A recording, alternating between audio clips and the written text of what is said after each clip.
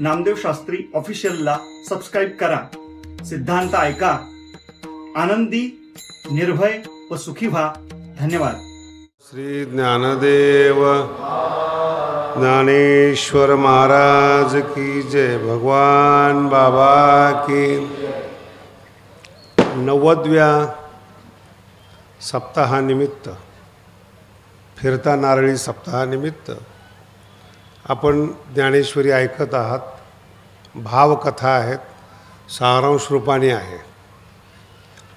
आणि कालपर्यंत आपण एक विषय पाहिला,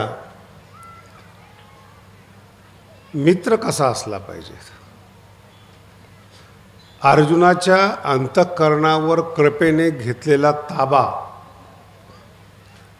आणि जे प्रोत्साहन भगवान श्रीकृष्ण देत आहेत. अरे तू कोण आहेस, तुझी योग्यता काय, तुझी क्षमता काय. आणि मानवी जीवनातला सगळ्यात मोठा सिद्धांत जो कालपासून मी तुम्हाला सांगत आहे, संगत चांगली असली पाहिजेत. वारकरी संप्रदायामध्ये 90% प्रमाण मागणी फक्त संगतीवर आहे. ज्ञान कमी, भक्ती कमी, भाव कमी, सगळं चालतं वारकरी संप्रदायामध्ये. चालत नाही ते फक्त वाईट संगती चालत नाहीत. नारद भक्तिसूत्रामध्ये खूप सुंदर श्लोक आहेत. मनुष्य ज्यावेळेस जन्माला येतो ना, तर प्रत्येकाच्या अंतःकरणामध्ये दोष असतात. कीर्तनकार असेल, संत असेल, सामान्य असेल, दोष असतात. निर्दोष जन्माला आलेलं नाही कोणी. कारण की मानवी शरीरच केमिकलमधून तयार झालेले आहेत आणि त्या रसायनामध्ये घटक आहेतच. कोणते उमलले पाहिजेत हे महत्त्वाचं आहे. ज्ञानोबांचं खूप सुंदर वाक्य आहेत बरं का. आपण जे जेवण करतो ना, ते जेवण असं असलं पाहिजेत, गुणाला मोठं करणारं जेवण पाहिजेत, दोषाला मोठं करणारं जेवण नाही पाहिजेत. अतिशय बारीक सूत्र आहे ते. म्हणून जी लोक चोरी करतात, देशात भ्रष्टाचार करतात, नालायकपणाने वागतात, त्यांचा आहार पहा. तुमच्या लक्षात येईल काय आहे ते. आहारावर किती आधार आहे. तुमचं ते इंधन आहे, मनाचं इंधन आहे जेवण म्हणजे. आणि मग काय होतं, जर आहार चुकला की मग दोषांची वाढ होते. हे जसं आहारावर आहे तसं तुमच्या सुखावर, तुमचं संगतीवर तुमचं सुख आधारित आहे. फार मोठा सिद्धांत आहे, अतिशय मोठा आणि व्यापक सिद्धांत आहे. काही नाही पाहिजे, संगत पाहिजे. अर्जुन मोहाने युक्त झाला हे तुम्ही काल ऐकलं. पण अर्जुनाला जो संगत मिळाली, सहवास मिळाला, तो कृष्णाचा मिळाला. आपल्यापेक्षा मोठा असला पाहिजे मित्र. आणि नाव करायचं असेल तर आपल्यापेक्षा शत्रू पण मोठा असला पाहिजे. उगा भिकाऱ्याबरोबर भांडून कुठं नाव होणार आहे काय. आणि त्याने उलटं सुलटं बोललं तर काय राहिले. तुम्ही लहान माणसाला 2 मारल्या, 4 मारल्या आणि त्यांनी 1 शिवी दिली तुम्हाला, त्याचं मारलेलं सगळं, कारण तो रोजच मार खातोय. मग तुम्ही मारलं म्हणून काय नवल झालं, पण त्यांनी दिलेली 1 शिवी, अपमानास्पद शब्द तुमच्या आयुष्याला कलंक लावून जातो.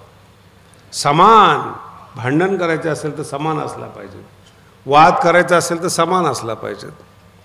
हरिद्वारमध्ये एक जण आमच्या गुरुबरोबर वाद करण्यासाठी आला.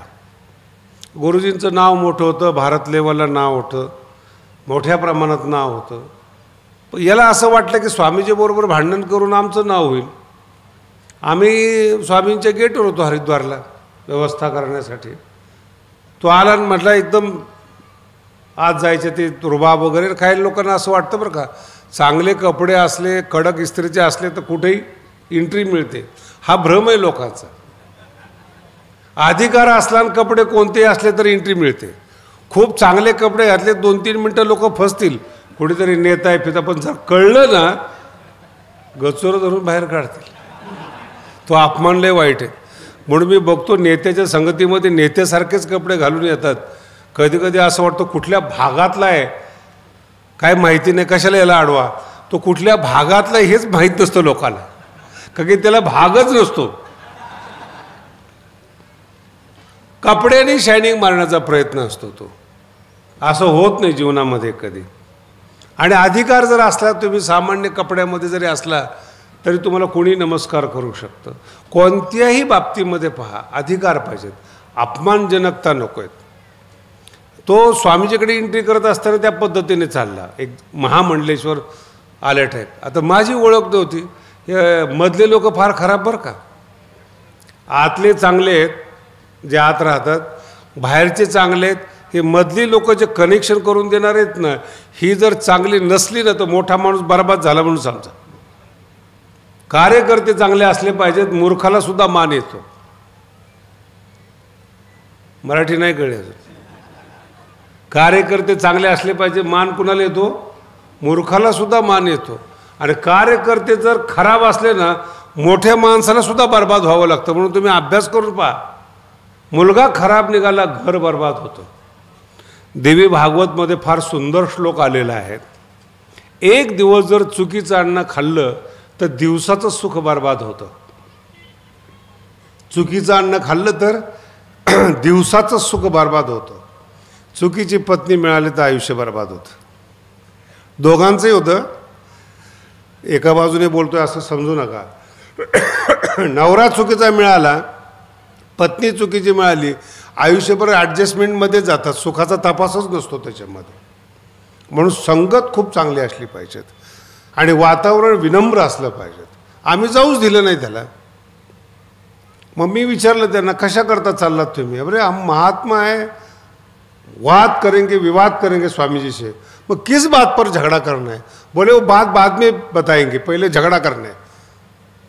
मुद्दा कळाला का तुम्हाला? याला दुसरा अध्याय म्हणतात. तुमच्या मनामध्ये फिक्स आहे की ऐकायचं नाही, वाद करायचा आहे. मग तुम्हाला कितीही जरी चांगले तर्क आणि ज्ञान दिलं ना तर तुमच्या मनावरचा ताबा फिक्स आहे. ऐकायचं हे वाईट आहे जीवनामध्ये. सगळ्यात वाईट असेल तर हे वाईट आहे तुमच्या जीवनामध्ये. याला पूर्वाग्रह शब्द आहे संस्कृतमध्ये. अगोदर ठरवलंय की हा माणूस खराब आहे, तो खराबच दिसणार. तो हसला तरी डुप्लिकेट वाटणार. कळालं का तुम्हाला? हे पूर्वाग्रह दूषित. अगोदर तुमचा ताबा फिक्स आहे की मला ऐकायचं नाही. मग ज्ञानेश्वरी सांगा, गीता सांगा, काही सांगा, नाही ऐकायचं, नाहीच ऐकणार. त्याला म्हणाल कोणत्या मुद्द्यावर वाद करायचा? ते म्हणजे मुद्दा नंतर ठरवू, पण वाद करायचा आहे. म्हटलं मुद्दा मला तर सांग, मी तुला सोडतो. आता त्याचा एवढा नाईलाज झाला, त्याला काहीच बोलता येईना. मला म्हणे असं आहे, हम अपनी लेवल के ऊपर बात करते. म्हणे का लेवल ही तो चेक कर, दुसरं काय चेक कर. कशावर भांडण करायचं हेच माहीत नाही आणि तुम्ही वाद करायला निघालात. वाईट जीवनामध्ये सगळ्यात वाईट. काय करायचं फिक्स नाहीत. आत्ताची तरुण पिढी या फेसमध्ये आहे. नेमकं जीवनात काय करायचं आहे? सायंटिस्ट व्हायचंय, अर्थशास्त्री व्हायचे, कॉमर्स, सायंटिस्ट व्हायचे, सायन्स, काही माहीत नाहीत का आर्ट, काहीच माहीत नाहीत. एक प्रवाह कुठं चाललो तिकडं पाहता. मग मित्र सांगतात तुझ्या लायकीचं आर्टच आहे. मित्र काय सांगतात? आर्टच आहेत. मग तू कुठं चाललाय? मी आर्टला चाललोय. मग मी पण येतो. जीवनात फिक्स नाही आहे, टार्गेट नाही जीवनामध्ये. ही माणसं फक्त श्वास घेण्याकरता जन्माला आलेली. यांना न सुख मिळतं, न मान मिळतो, न जीवन मिळतं, न जीवनाचा आनंद मिळतो. अतिशय घातक हे जीवन आहे. काहीच ठरलेलं नाही, ओघ आहे. आणि अगोदर ठरलं पाहिजे काय पाहिजे ते. नंतर मी संस्कृतमध्ये बोलायला सुरुवात केली. आता न्याय घटित संस्कृत आहे ना, फार बेकार असते ती साधं काहीच नसतं तिच्यामध्ये. काही जरी बोलायचं ठरलं ना तर ते विचित्र बोलणं म्हणजे न्यायशास्त्रातलं बोलणं आहे. आणि इतर शास्त्र सज्जन आहेत. तुम्हाला एक उदाहरण जर सांगायचं ठरलं आमच्या न्यायशास्त्रातलं तर नित्य म्हणजे त्रिकालामध्ये ज्याचा बाद होत नाही त्याला नित्य म्हणतात. किती चांगली भाषा आहे. थोडा बास आणि आवाज वाढव रे जरा जरा, पुन्हा मध्ये मध्ये कमी होतो, ताण नाही झाला पाहिजे. लक्षात येते?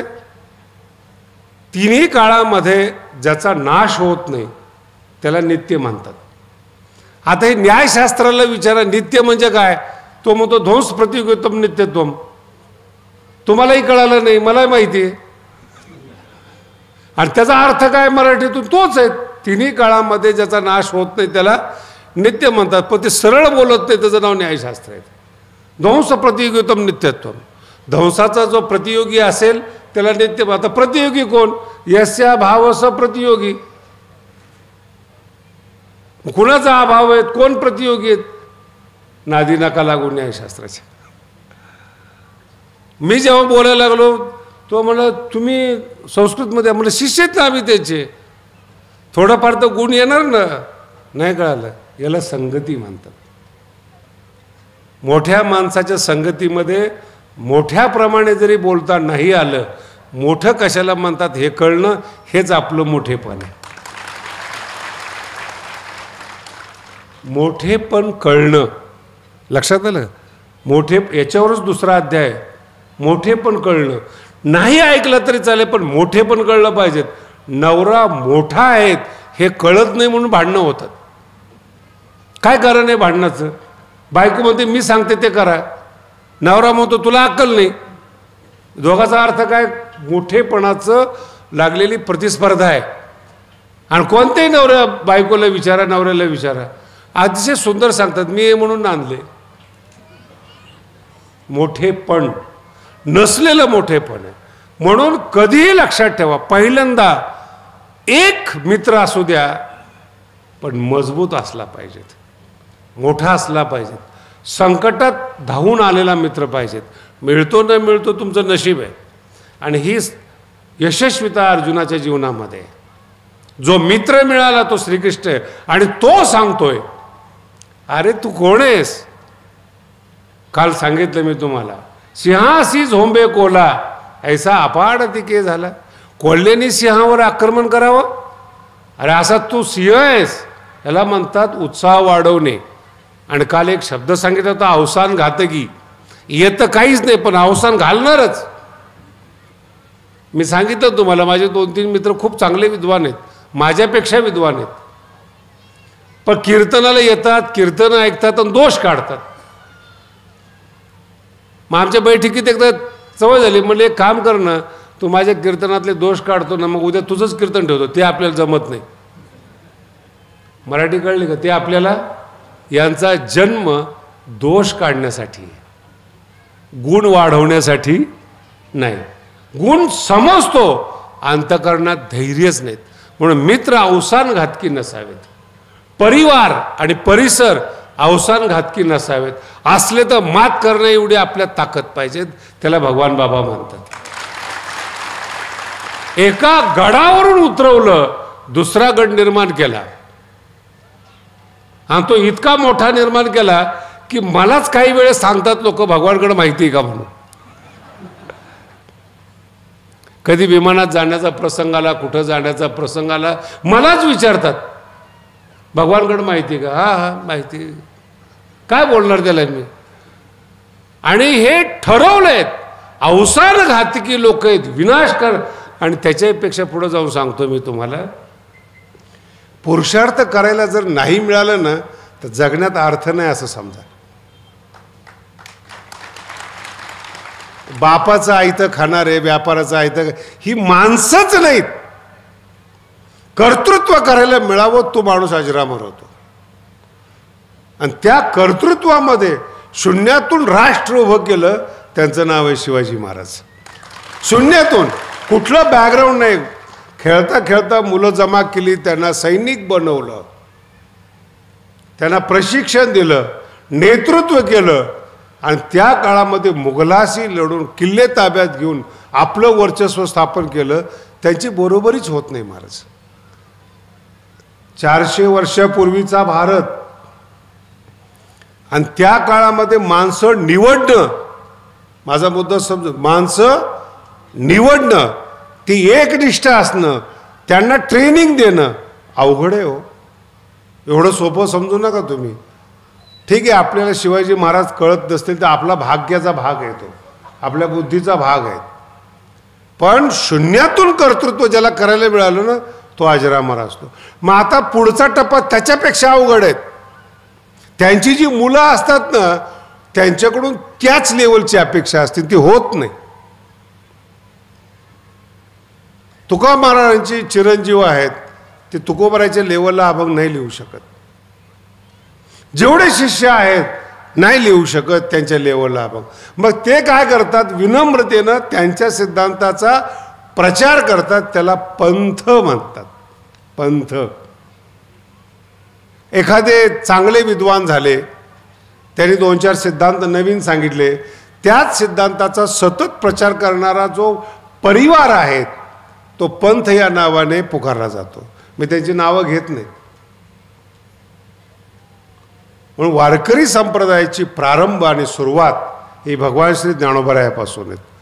ते नाथांच्या वंशातले आहेत गुरु परंपरेनं, पण नाथाच्या सिद्धांताला बगल देऊन, ऐका, बगल देऊन नवीन सिद्धांत स्थापन केला त्यांनी की सगळ्या जातीतल्या लोकांना, सगळ्या धर्मातल्या लोकांना फार व्यवस्थित ऐका, मनुष्य माना ही ज्ञानोबरांची पहिली शिकवण आहे. मनुष्य माना. अहो घरात घेत नव्हते लोक 700 वर्षापूर्वी. जातीवादाचं भयंकर तेढ होतं. ठराविक लोकांनी राज्य करायचं, ठराविक लोकांनी योग्य जेवण करायचं, योग्य सल्ला द्यायचं काम करायचं, इतर लोकांनी काबाड कष्ट करायची. ही भारताची व्यवस्था होती. समान जेवायचं नाही, समान बसायचं नाही, समानतेनं वागायचं नाहीत. आणि त्याला पहिल्यांदा धडक दिली ज्ञानेश्वर महाराजांनी पृथ्वीवर, बरं का, केवळ महाराष्ट्रातलं समजू नका. म्हणून आजही महाराष्ट्रामध्ये कोणत्याही समाजाचा माणूस ज्ञानेश्वरी आणि कीर्तन करू शकतो. हे ज्ञानोबरांचे उपकार आहेत, उपकार आहेत. ही संकल्पना पहिल्यांदा ज्ञानेश्वर महाराजांनी ज्ञानेश्वरीत उतरवली आणि त्या काळातल्या तळागाळातल्या बहुजन समाजाला, ज्याला आत्ताच्या भाषेत ओबीसी म्हणतात, सगळा एकत्रित केला आणि शिष्य न बनवता संत केलं. याला संगत म्हणतात. ज्ञानोबराच्या संगतीमुळं परिसरातले जवळचे लोक संत झाले. त्यांच्या नावाने आज देवस्थान आहेत, तीर्थक्षेत्र आहेत. बघा तुम्ही, माऊलीच्या नंतर काही नव्हते का लोक संत? मग त्यांचेच देवस्थान नाही तर त्यांचे शिष्याचे कुठून होणार? कुठं देवस्थान आहेत?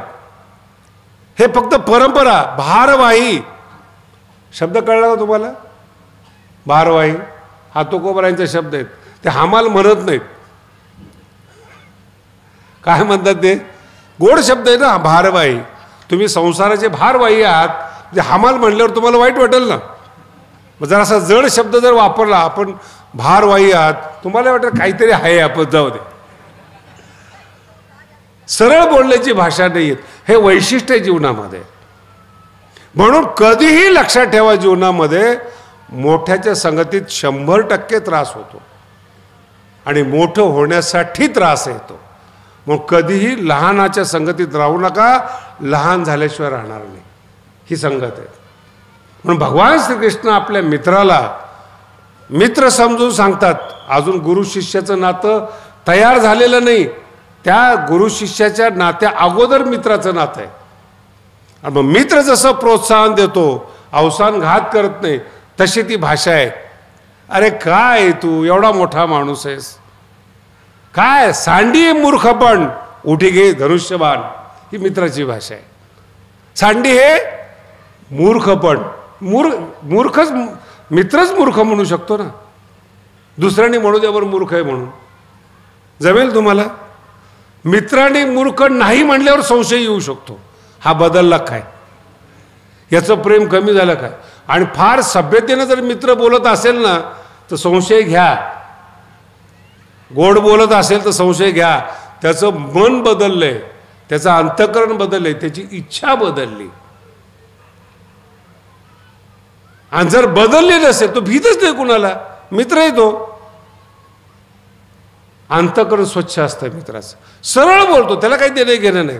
हे शब्द आहेत कृष्णाचे. सांडी हे मूर्खपण मित्राचे शब्द आहेत. अजून भगवान श्रीकृष्ण गुरु झालेले नाहीत, त्याच्या अगोदरच आहेत. म्हणून मित्र कसे असले. सांडी हे मूर्खपण, उठी घे धनुष्यबाण, संग्रामी कवन्न कारुण्य तुझे. मारामारीमध्ये कुठं भावकी बघायची असते का? ठोक. कोण म्हणतंय? मित्र. हे पार लक्षात ठेवण्यासारखं आहेत. आणि जर मित्र म्हणत असेल भावकी मोठी बरं का, जरा जपून, माघार घेतलेली बरी, अशा भेकड लोकांच्या संगतीत राहू नका. आता मी शब्द नाही वापरत, स्त्री नाही, पुरुष नाहीत, असे मित्र नसावेत. ते स्वतः बिळामध्ये जाणारे आणि कर्तृत्ववान मित्राला सुद्धा बिळामध्ये नेणारे असे मित्र नसावेत कधी. आणि हे शब्द ज्ञानेश्वरीतले, पण मी जास्त वापरत नाही तुम्हाला. आणि कृष्णाने विचारलं, अरे तू जर असं केलंस काय होईल? तुझा नाश होईल. मोह धरीला ऐसे होईल. शब्दांचा प्रयोग आला लक्षात? मोह धरीला ऐसे होईल, अस्ति प्रतिष्ठा जाईल. परलोकही अंतरेल आहे केसी. वर तर लोक नाव ठेवतीलच मेल्यानंतर, पण जिवंतपणे सुद्धा इथला भोग घेता येणार नाही. कर्तृत्व नसेल ना, बोलू नये पण बोलतो मी, कर्तृत्व नसेल ना, बाया सुद्धा प्रेम करत नाहीत, धन सुद्धा येत नाही.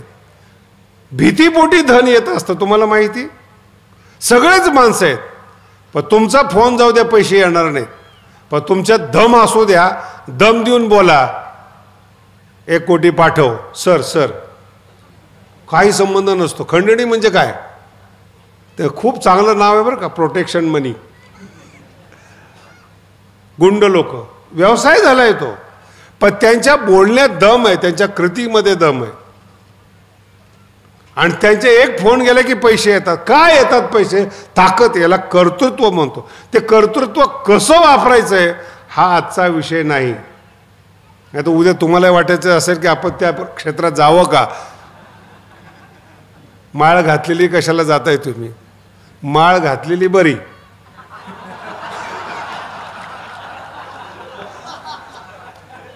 बाकी मराठवाड्यातला शब्द आहे. समजदार झाले तुम्ही एका दिवसामध्ये. कधीही लक्षात ठेवा. म्हणून शब्द कसे, मोह धरला असे होईल. आणि मित्र काय म्हणतो माहिती का, तू आधीच काही नाही नसी. ठीक आहे, तुला हे नातेवाईक वाटतात, आजोबा वाटतात, तू आधीच काय ओळख नव्हती का तुझी यांच्याबरोबर, की गोत्रदाशी ओळखीसी. वायाची करशी अतिशय आता विनाकारण काहीतरी मूर्खपणा घेऊन बसलायत. मुद्दा लक्षात ठेवा, अर्जुनाच्या मनावर ताबा आहे. त्याने फिक्स ठरवलं ऐकायचं नाही. ह्या शब्दांचा काही उपयोग होत नाही.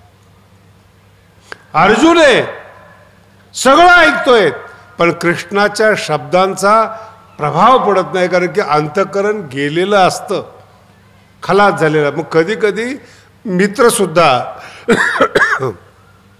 निरुपयोगी होतो. आणि मग एक वेगळी भाषा बोलावी लागते, किंवा वेगळं नातं तयार करावं लागतं. जिथं मित्रत्व कामाला येत नाही, भाषा आणि रूप बदलतं त्या ठिकाणी. आणि मग अर्जुनाची भाषा बदलते. देवा बघा, खूप बारकाईने ऐका आणि शक्यतो लक्षात ठेवा. फक्त पॉईंट सांगतो मी अध्यायातले, फार विस्तार नाही आहेत. तो पॉईंट तुमच्या मेंदूमध्ये बसला की माझं काम झालं. अगोदर ठरवलंय की देवाचं ऐकायचं नाही, हे वाईट आहे. म्हणून सांडी मूर्खपण, सिंहासी झोंबे कोला, काही उपयोग होत नाही या शब्दांचा. आणि तो कृष्णाला, मित्राला पटवण्याचा प्रयत्न करतो. देवा तुला असं वाटतं का रे आपण आपल्या गुरुला मारावं? बघा अर्जुनाचे तर्क. आणि ही लिंक वेगळी आहे. गुरुनी हत्वा ही महानुभावान, गुरुला मारावं, भीष्मासारख्यांना मारावं असं तुला वाटतं का? तर्क. लढायचं नाही हे फिक्स आहेत, पण न लढण्याला कारण काय द्यायचं? फार साधा सिद्धांत आहे. स्वयंपाक करायचा नसला की डोकं दुखतं. किती छोटी गोष्ट आहे, खरं डोकं. आणि चल म्हणलं हॉटेलला जेवण करू, मेकअप करून तयार. माझा मुद्दा लक्षात ठेवा, नाही करायला 1000 कारण आहेत. आमचे पोरं आहेत, 200 पोरं आमच्याकडे, 200 कारण आम्ही ऐकतो. एक कारण नाही, 200 लोकांचे 200 कारण आहेत. कधी कधी जिवंत असलेले आजोबा मारतात.